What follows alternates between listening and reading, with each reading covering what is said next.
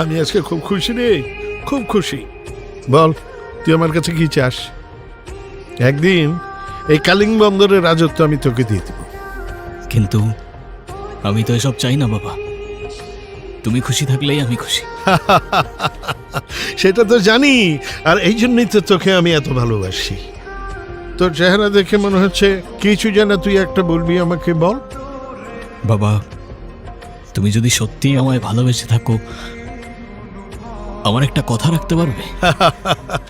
আরে একটা কেন, 100টা কথা রাখবো, বল। তাহলে চলো আমরা এসব ছেড়ে অনেক দূরে কোথাও চলে যাই, গিয়ে নতুন একটা জীবন শুরু করি।